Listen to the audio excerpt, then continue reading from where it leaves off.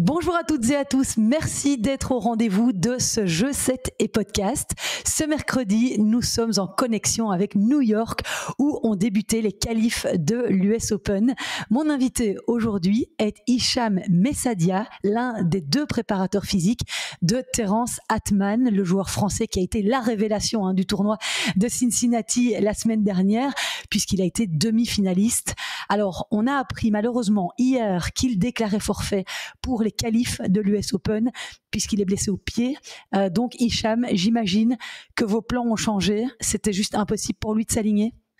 Oui, bonjour à tous. Avant de commencer, je tenais déjà à te remercier pour l'invitation à ce podcast. Pour répondre à ta question, oui, c'est sûr que les plans ont changé au vu du timing entre cette défaite contre Yannick Sinner en demi-finale et le premier jour de qualif. C'est vrai que ça semblait un peu compliqué, d'autant plus que Terence avait débuté le tournoi de Cincinnati avec une blessure au pied, à l'orteil plus précisément, et Ah oui. après le tournoi, ça semblait un peu compromis. Donc on a préféré jouer la sécurité pour préserver son corps après s'être autant dépensé sur cette dizaine, et surtout pour préparer l'après-US Open, puisque la saison sera longue et on a besoin de tout son potentiel pour terminer de la plus belle des manières cette saison. Alors évidemment, avant de parler de ton rôle et de la manière dont tu as vécu cette semaine incroyable, on va rappeler l'exploit qu'a signé Terence Atman. Il est arrivé donc à Cincinnati étant classé au-delà de la 130e place mondiale, donc il devait disputer les qualifs. Il s'est qualifié pour le tableau final. Et puis là, il a tout balayé sur son passage en éliminant des sacrées pointures, Flavio Cobolli, Joao Fonseca, avant de s'offrir deux membres du top 10, Taylor Fritz et Holger Rune. Il s'est finalement incliné en demi-finale face à Yannick Sinner, numéro 1 mondial. La marche était un peu trop haute. Mais quelle semaine vous avez dû vivre là avec lui? Ah, c'est sûr que c'était une semaine exceptionnelle sur le plan tout d'abord tennistique, puisque là, il a enfin montré aux yeux du monde qu'il a un réel potentiel pour se frotter au plus grand de ce sport. Et puis, semaine exceptionnelle sur le plan émotionnel. Et on sait à quel point il a travaillé pour arriver à ce niveau-là. Euh, c'est vrai qu'on le connaît, comment dirais-je, un peu plus, enfin, auparavant pour ses frasques, mais là, enfin, il a montré son potentiel aux yeux du monde, et je suis très, très heureux pour lui. Et toute son équipe est très, très heureux pour lui. Alors, on va avoir l'occasion évidemment de reparler de ça un peu plus dans les détails, mais est-ce que tu peux nous dire, Hicham, quel est ton rôle exactement au sein de l'équipe de Terence? Il a deux préparateurs physiques, donc c'est vous en fait son équipe. Euh, En fait, au moment où il a débuté Cincinnati, il avait son coach tennis, donc Guillaume Père, que je salue au passage. Donc, il était Ok. là dès le début du tournoi, et moi, je l'ai rejoint après son match, après sa victoire contre Cobolli, puisque c'était programmé un peu comme ça et je ne pouvais pas venir avant. Et en fait, dans son équipe, je suis son kiné et son préparateur physique, en collaboration avec Yann Gravoulet, qui lui opère directement de Chine. Et donc voilà, c'est vrai que en fonction de la période, mon rôle peut changer. Entre les tournois, quand on a le temps de travailler, j'ai plus la casquette de préparateur physique. Mais après, c'est vrai que sur la période purement compétition et entre les matchs, mon rôle, c'est plus kiné, avoir ce rôle de récupération pour faire en sorte qu'il soit dans les meilleures dispositions pour enchaîner les matchs. Et ça a été le cas durant cette dizaine. Tu parles de la récupération, ça a dû être un sacré boulot parce que on a vu, il y a eu 10 forfaits, je pense, sur ce tournoi de Cincinnati. Bon, on a vu Yannick Sinner hier, on pensait faire une soirée popcorn, Sinner Alcaraz. Bon, malheureusement, Sinner était malade, donc je pense qu'il a aussi pris cher un peu de la chaleur qu'il a fait pendant tout le tournoi de Cincinnati. Les joueurs en ont beaucoup parlé. Là, tu as vraiment un rôle essentiel à jouer dans sa récupération, surtout pour un joueur qui, sans jugement aucun, mais n'a peut-être pas l'habitude d'enchaîner autant de matchs sur une semaine. Ouais, évidemment, évidemment, il y a eu beaucoup de nouveautés autour de Terence. L'idée concrètement, c'était de ne rien changer, puisque ok, peut-être que c'était nouveau, mais pour nous, au vu de son potentiel, on était juste très heureux qu'il vive enfin ça. Mais si tu veux, en fait, on n'a absolument rien changé dans notre routine. L'essentiel, c'était déjà de l'écouter sur le plan physique, de savoir comment il se sentait. Forcément, après un match, Terence a toujours des petits pépins d'ordre musculaire, un peu articulaire. Donc l'idée, c'était de faire un gros travail pour qu'il puisse récupérer sur ce plan-là, beaucoup axé sur de la mobilité, sur de l'étirement, beaucoup de communication, parce que lui, il aime bien aussi communiquer, se détendre, relâcher la pression. Et lui, comme c'est aussi un émotionnel, travailler un peu sur tout ce qui est plan viscéral. Donc, si tu veux, dans nos routines de récupération, c'était la même. Et voilà, on a avancé petit à petit comme ça.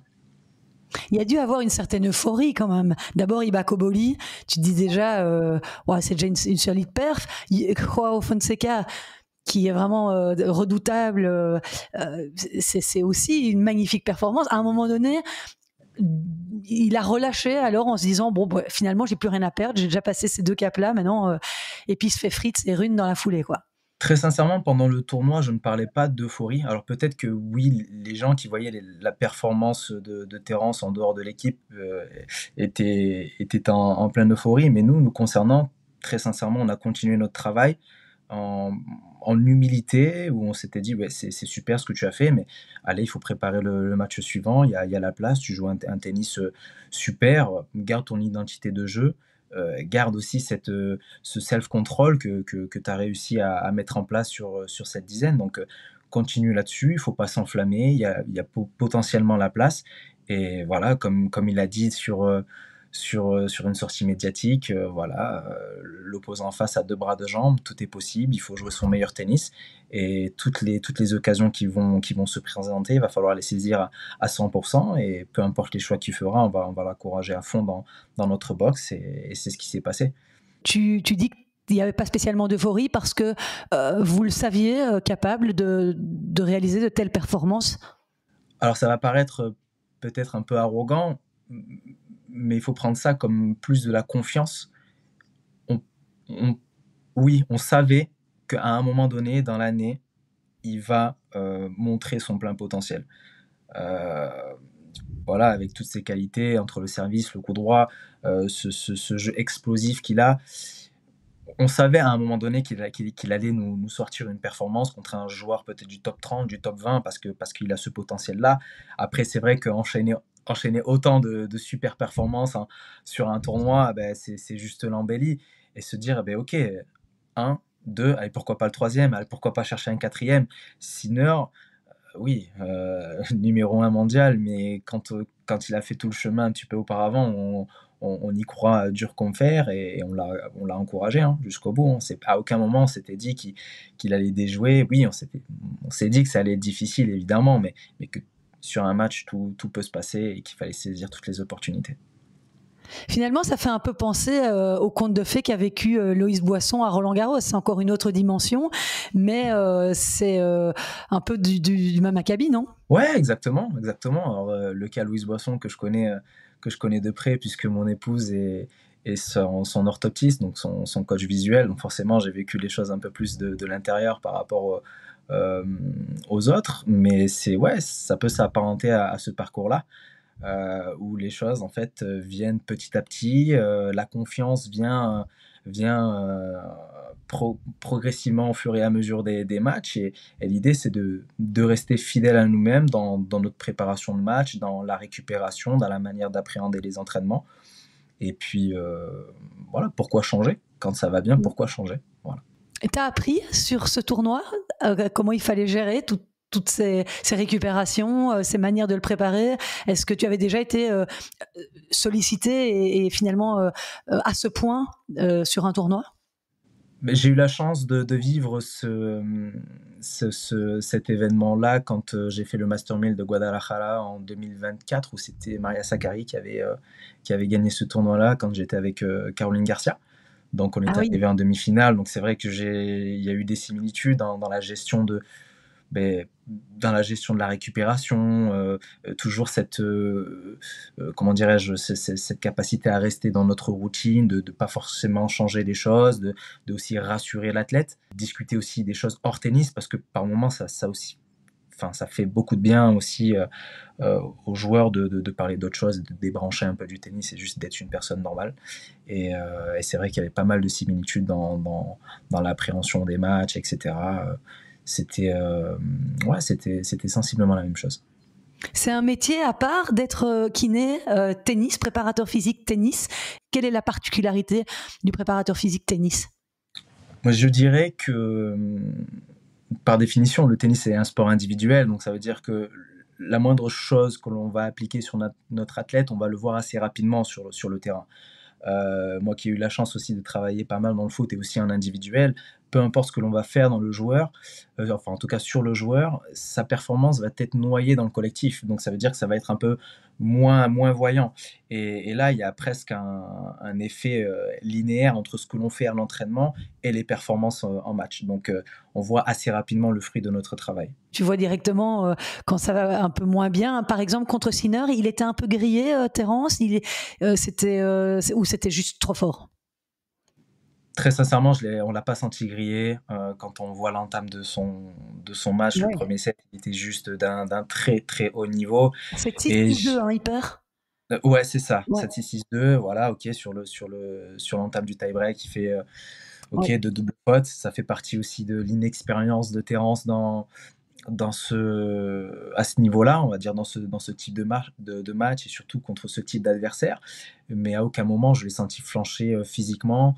Oui, peut-être que par moment il s'est agacé, mais il s'est vite focalisé sur ses fondamentaux.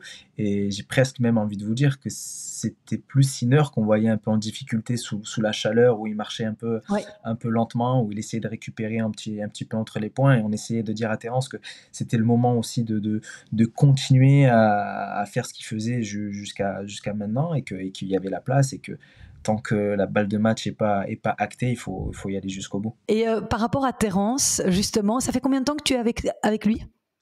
J'ai commencé avec lui l'an dernier au tournoi d'Acapulco, en 2024. Après, on a eu une petite coupure, lui et moi, sur le début de saison, pour reprendre après Roland-Garros. Donc voilà, en fait, depuis l'année dernière jusqu'à maintenant, j'ai vu un peu son évolution, l'évolution sur le plan tennistique, où il avait vraiment besoin d'être encadré par quelqu'un d'expérimenté comme Guillaume. C'est vrai que l'arrivée de Guillaume lui a fait énormément de bien sur le plan tennis, sur le plan de la confiance, sur sa gestion aussi des émotions sur un cours de tennis. Et la deuxième progression où il a fait preuve de maturité, c'est sur le hors-tennis aussi, sur la manière d'appréhender les choses concernant le tennis, sur sa vision du tennis.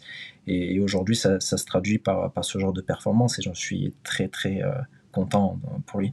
C'est quoi ? C'est la maturité qui fait qu'aujourd'hui, il a une autre vision des choses ?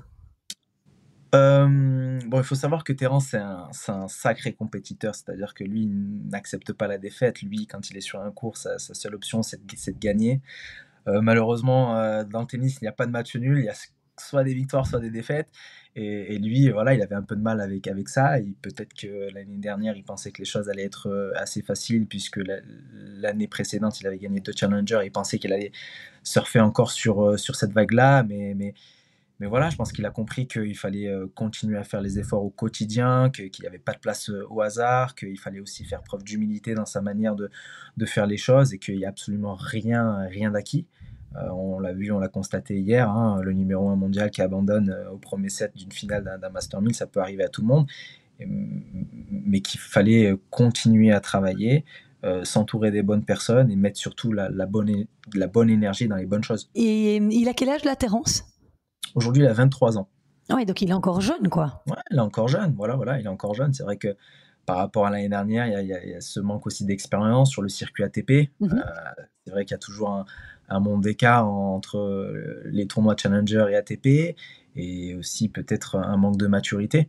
Et ce manque de maturité aujourd'hui disparaît petit à petit, et on est là aussi pour l'accompagner dans ce registre-là, et l'accompagner pour qu'il devienne un meilleur athlète. Et au niveau de son jeu, il a cette gifle de coup droit et qui est absolument monstrueuse.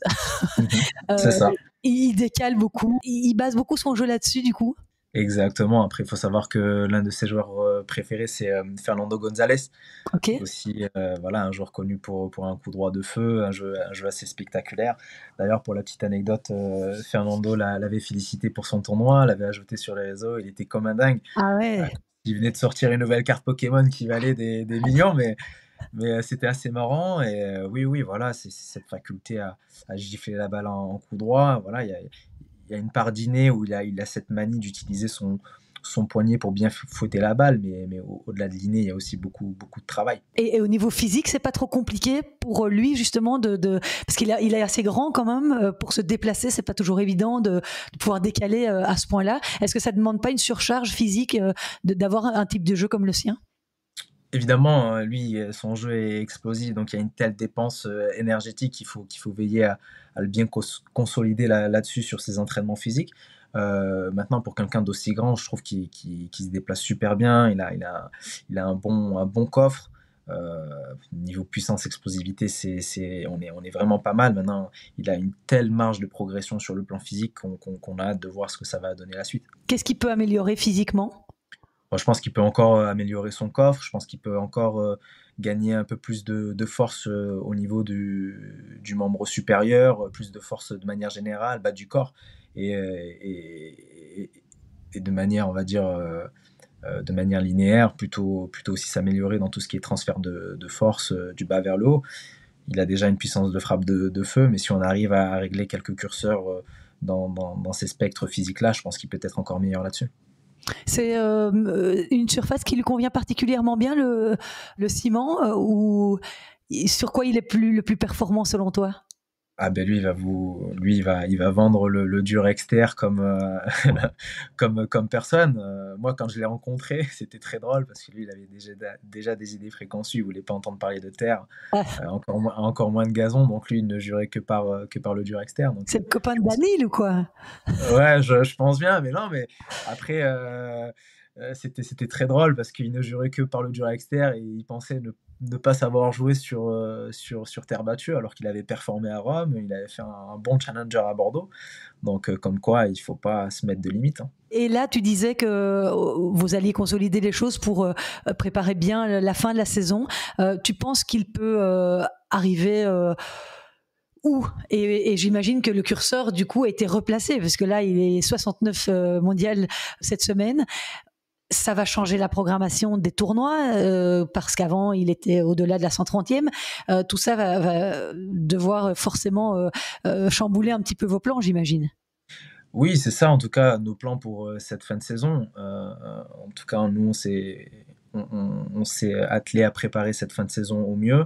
On n'a pas tellement discuté encore de la saison prochaine parce qu'il y a encore des choses à régler autour de Terence et voir aussi ce que lui, comment il voit les choses pour la saison prochaine. Mais l'idée, c'est de le préparer physiquement, de beaucoup s'orienter sur cette explosivité qui le caractérise tant et de telle sorte à ce qu'il soit dans le meilleur état de forme possible pour appréhender les tournois en Asie.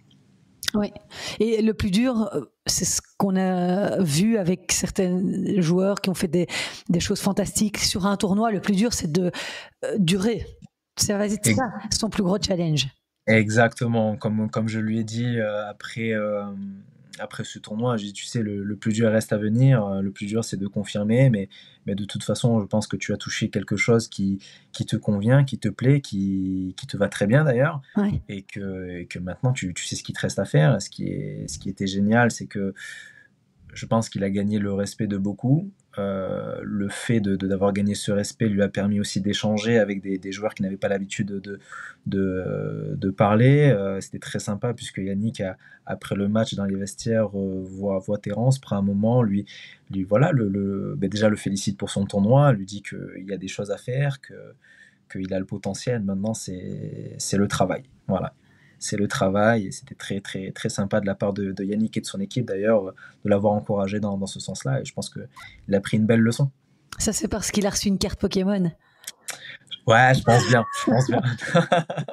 C'était super ce moment-là, juste avant de monter sur le cours. Terence, ça lui est venu d'où cette idée d'offrir pour son anniversaire à Yannick Ben, Sinner une carte en Pokémon? en fait, cet événement-là définit clairement Terence. Terence, c'est un grand enfant, c'est quelqu'un qui aime s'amuser, c'est quelqu'un d'émotionnel. Il veut faire plaisir aux gens, il aime faire plaisir aux gens. Et je pense que c'est quelqu'un qui a besoin de recevoir beaucoup d'amour pour donner le meilleur de lui-même sur un terrain. Donc c'est vrai que je pense que là, on a vu le vrai Terence comme son équipe le voit, comme ses parents le voient au quotidien et comme l'ensemble des gens qui le soutiennent depuis le début le voient. Oui, et puis on l'a lu beaucoup dans la presse, hein, ça a beaucoup circulé. Il est HPI, donc il a un QI pratiquement aussi élevé que celui d'Einstein, hein, à 2 points près. Comment ça se traduit en dehors et sur le cours? Et en tout cas, en dehors des cours, ça se traduit par une curiosité en fait infatigable. Le gars, il est curieux de tout, il pose beaucoup de questions sur des choses qui n'ont rien à voir. Alors pour la petite anecdote, on était en récup et il y avait Félix Auger-Aliassime à côté et on était en train de faire nos récup respectives et puis à un moment donné, il met une vidéo sur le paradoxe de... Ah, j'ai oublié le nom. En tout cas, un concept d'ordre Scientifique ou quoi scientifique, exactement. Voilà, le paradoxe de Fermi. Voilà, c'était ça. Et d'ailleurs, il l'avait signé sur une caméra. Et donc, c'était des choses un peu assez complexes, mais aussi en même temps très passionnantes, très intéressantes. Et je me suis dit, mais il est complètement décalé. Mais en fait, c'est ce qui définit Terence. Et je me suis dit, si je suis à la place de Félix, je dois sûrement le trouver pour un fou. Mais en fait, il est comme ça. Il est comme ça. Non, ça se traduit par une curiosité, le fait d'avoir plein d'énergie, le fait d'avoir au moins 10 000 idées à la minute. C'est vrai qu'on passe une seule journée avec Terence, on a juste envie de se coucher à la fin de la journée, mais c'est ça qui est bien. On s'ennuie jamais avec lui. Mais il faudrait que je le rencontre, ce Terence, parce que ça définit parfaitement. Je m'y retrouve complètement là.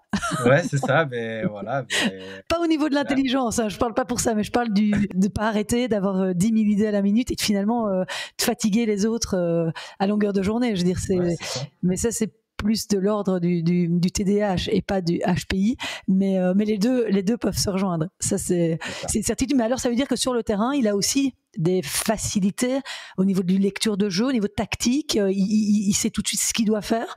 Ouais, c'est ça, exactement. Bon, déjà, il a un plan de jeu qui est très clair. Et après, il a cette faculté à voir les espaces assez rapidement, de s'organiser pour jouer tout de suite dans les espaces. Je pense que oui, ça a un lien avec cette capacité intellectuelle qui est plus supérieure que la moyenne. Après, pour l'embêter, j'aime bien lui dire qu'il est HP entre parenthèses I. Je sais que ça le fait beaucoup rire, moi aussi. Et c'est cool comme ça, mais non, mais c'est vrai que c'est cool. Et voilà, quand on a affaire à quelqu'un on va dire aussi vif d'esprit, ça peut être que intéressant au quotidien. Et tous les jours, on s'éclate avec lui. On rigole et puis on s'éclate. Et il chasse encore les Pokémon ou bien c'est juste les cartes qu'il collectionne? Ah, mais je pense que lui, l'application Pokémon Go est sortie, je pense qu'il y a passé des heures et des heures à courir dans les rues de Boulogne, je sais pas où il était, mais oui, non, lui, c'est un grand collectionneur de cartes. Quand je vais chez lui à Boulogne, il est tellement fier de m'ouvrir son sas où il y a des cartes Pokémon de partout et tout, c'est juste incroyable. Il était tellement fier d'avoir fixé les étagères pour mettre des cartes. Donc, ouais, non, c'est un grand passionné. Et il a donné une carte de grande valeur à Yannick Sinner? Je crois de mémoire, c'est une valeur d'une centaine d'euros, donc bon, c'est pas rien, hein, mais je pense que c'est plus le geste, le fait de lui offrir quelque chose, qu'il partageait un peu sa passion avec Yannick. Et c'est toujours cool de souhaiter et d'offrir un cadeau à quelqu'un dont c'est son anniversaire. Et je pense qu'il a vraiment apprécié. Et je pense que d'ailleurs, après ça, il va se lancer dans une collection de Pokémon. Et moi, ce qui m'a bluffé, c'est qu'il n'a même pas semblé surpris. Tu vois, il recevait ça, je dirais, tu reçois une carte Pokémon, tu te dis quand même, c'est quoi pour un cadeau, quoi.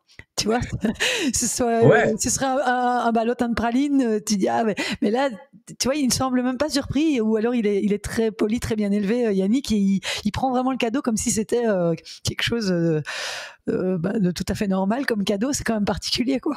Ouais, c'est assez particulier. Après, il faut dire qu'il y avait le contexte, c'était juste avant la demi-finale, Ouais. peut-être qu'il était dans son match. Ouais. Après, Yannick, il a toujours aussi ce tempérament assez tranquille, silencieux, il est dans son truc, et donc je pense qu'aussi le contexte y fait beaucoup. Il t'a impressionné, Yannick Sinner, en demi-finale? Ah, c'est sûr que quand on voit jouer le numéro 1 en direct live à quelques mètres de nous, oui, c'est quand même, il y a des choses qui étaient très impressionnantes, à savoir la précision de son service. Il ratait quasi rien sur sa première balle. Et là où il m'a le plus impressionné, c'est sur sa couverture de terrain. Ouais. Cette fréquence, cette force d'appui qui en 2 pas, il traverse la diagonale du terrain, c'est juste incroyable. Sur une séquence de jeu d'ailleurs où Terence arrive et fait un amorti juste derrière la ligne à l'opposé de Yannick, et qui lui, à la fraction de seconde où il touche la balle, il est déjà en action, il va chercher la balle et il la remet d'ailleurs. C'était exceptionnel, et c'est là où on se dit ok Terence, là il y a du travail. Et c'est pas une trop grosse déception pour toi d'être à New York et finalement de devoir rentrer? Non, parce que c'est une décision qu'on a prise en commun. On sait que la saison va être très longue. Voilà, pourquoi prendre le risque de jouer des qualifs, d'autant plus qu'il n'est pas à 100%. L'idée, c'est de le préserver physiquement pour préparer la suite. Donc, oui, on aurait aimé tous qu'il fasse le même jeu, sortir des qualifs, grappiller encore des tours en Grand Chelem, parce que c'est aussi ça. Le tennis de très haut niveau, mais c'est pas grave. En tout cas, ce qui est sûr, c'est que Terence vous donne rendez-vous l'année prochaine. Ouais, parce que financièrement, c'est un gros manque à gagner aussi. Sûrement, mais je pense que là, il est au-delà de ça. Je pense que lui, il est plus sur une vision à moyen et long terme. Mais oui, ok, peut-être qu'aujourd'hui, il gagne pas les sous qu'il devrait gagner, mais en tout cas, il s'investit pour la suite, et il sait que de toute façon, l'investissement sera meilleur pour la suite. Et j'ai une dernière question qui me vient, parce que tu as travaillé avec des femmes et des hommes. Au niveau physique, la préparation est différente pour l'un et pour l'autre? Est-ce qu'il y a des grosses différences, ou est-ce qu'on les prépare de la même manière? Forcément, il y a des différences. Chez les hommes, il y a, en tout cas sur Terence, il y a beaucoup de travail orienté sur la force des charges lourdes. Donc, ce qui fait que ça permet de conditionner ensuite le travail d'explosivité et de puissance. Mais c'est vrai qu'avec Caroline, c'était beaucoup orienté sur de l'explosivité, peut-être à poids de corps, beaucoup orienté sur de la pliométrie, ce genre de choses. En tout cas, de mon retour d'expérience, de manière globale, c'était plus ces grandes différences que je pouvais constater sur le plan physique. Ouais. Elle va faire ses adieux, là, Caro. Tu regrettes le fait qu'elle arrête, ou tu penses que c'est une bonne décision? Je pense que c'est sa décision avant tout. C'est elle, c'est son ressenti, son expérience, son histoire d'amour avec le tennis. Je pense qu'elle a beaucoup donné à ce sport. Elle a réussi à marquer son nom enfin en tout cas dans le tennis mondial. Elle peut qu'être fière de son parcours, et en tout cas moi je suis très fier d'avoir contribué un tant soit peu à sa carrière, et je tiens avant tout à la remercier puisque ça a été ma première athlète dans le tennis.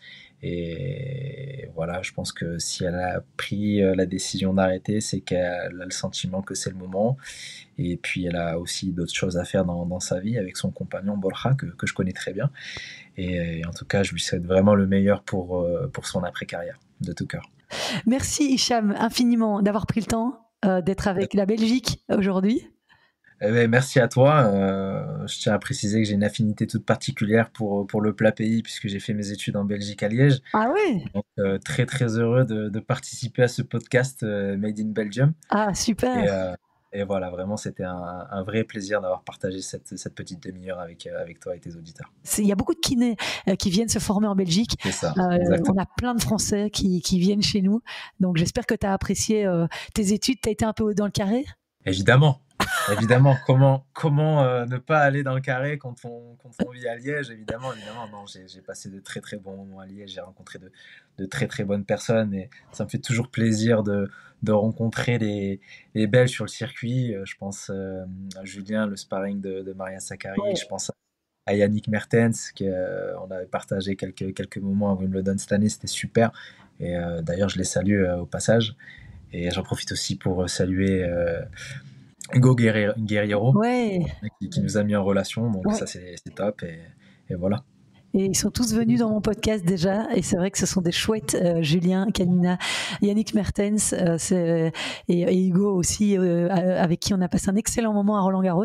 Et si tu viens en Belgique, écoute, tu connais maintenant mon numéro, donc appelle-moi, on ira boire une petite bière. Et vous venez pas à l'European Open d'Anvers par hasard, de Bruxelles, pardon, ça a changé, au mois de octobre?